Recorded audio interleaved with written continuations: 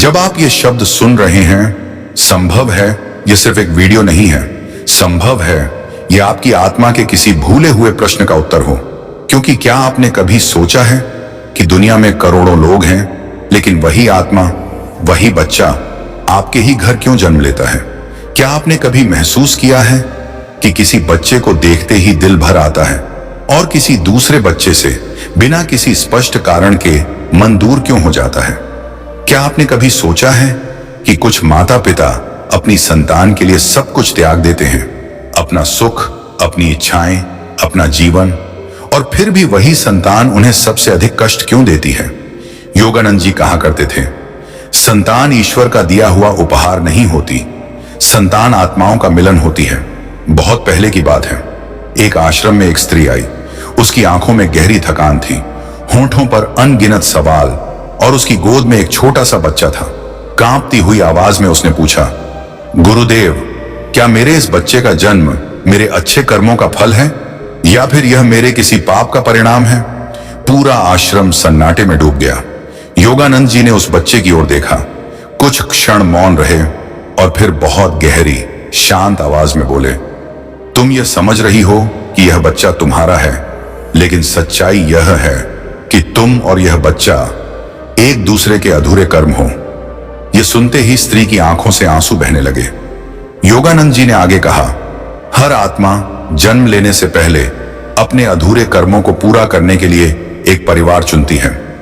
कुछ आत्माएं मां बनकर आती हैं और कुछ आत्माएं संतान बनकर, और यहीं से यह कहानी और गहरी हो जाती है। योगानंद जी ने बताया, पिछले जन्म में संभव है वही आत्मा तुम्हारी मां रही हो जिसकी तुमने कभी उपेक्षा की हो। संभव है वही आत्मा तुम्हारा पति रहा हो जिसे तुम समझ नहीं पाई हो, और अब वही आत्मा तुम्हारे घर संतान बनकर आई है ताकि अधूरा हिसाब पूरा किया जा सके। इसी कारण कुछ बच्चे जन्म से ही मां से अत्यधिक जुड़े होते हैं और कुछ बच्चे मां के पास 100 रहते हुए भी बहुत दूर होते हैं। इसी कारण कुछ बच्चे स्वभाव से बहुत आज्ञाकारी होते हैं और कुछ बच्चे जन्म से ही विद्रोही दिखाई देते हैं। यह उनके स्वभाव की बात नहीं होती, यह उनके कर्मों का परिणाम होता है। योगानंद जी कहते थे, जो आत्मा जितना गहरा आनंद लेकर आती है वह उतना ही गहरा संबंध लेकर जन्म लेती है। अब एक और रहस्य सुनिए। कुछ बच्चे ऐसे होते हैं जो जन्म लेते ही बीमार रहने लगते हैं। माता पिता रात दिन उनकी सेवा करते हैं, अपना पूरा जीवन उनके लिए समर्पित कर देते हैं, और फिर भी वह बच्चा बहुत कम उम्र में ही इस दुनिया से चला जाता है। लोग कहते हैं भगवान ने उसे बहुत जल्दी बुला लिया, लेकिन योगानंद जी कहते थे वह आत्मा अपना हिसाब पूरा कर चुकी थी।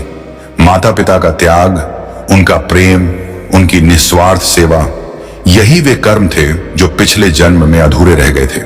अब एक और गहरा सत्य, जो बच्चे अपने माता पिता को अत्यधिक कष्ट देते हैं, उन्हें अपमानित करते हैं, उपेक्षा करते हैं, वे बच्चे संयोग से नहीं आते।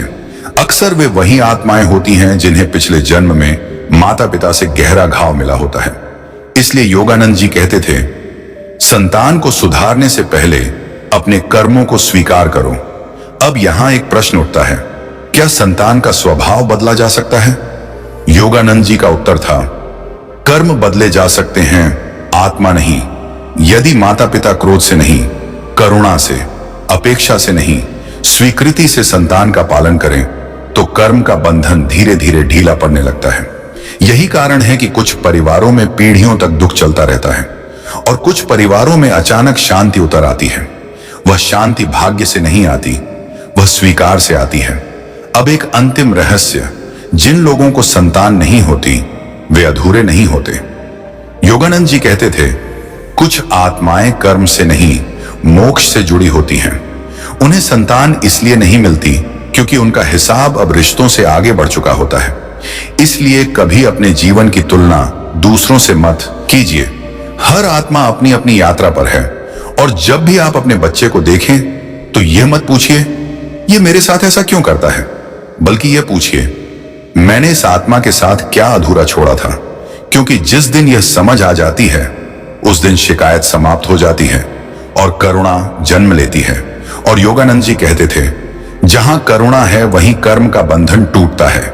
यदि यह वीडियो आपके दिल को छू गया हो तो संभव है यह कोई संयोग नहीं है, संभव है। आपकी आत्मा यही उत्तर खोज रही थी। और याद रखिए, हर संतान एक कहानी लेकर आती है। बस प्रश्न इतना सा है, क्या हम उसे सुनने के लिए तैयार हैं? तो दोस्तों, कैसी लगी ये कहानी कमेंट्स करके जरूर बताएं। और पसंद आई हो तो वीडियो को लाइक और चैनल को सब्सक्राइब जरूर कीजिए। धन्यवाद। मिलते हैं कल एक और नई कहानी के साथ। तब तक के लिए आप अपने परिवार के साथ खुश रहें।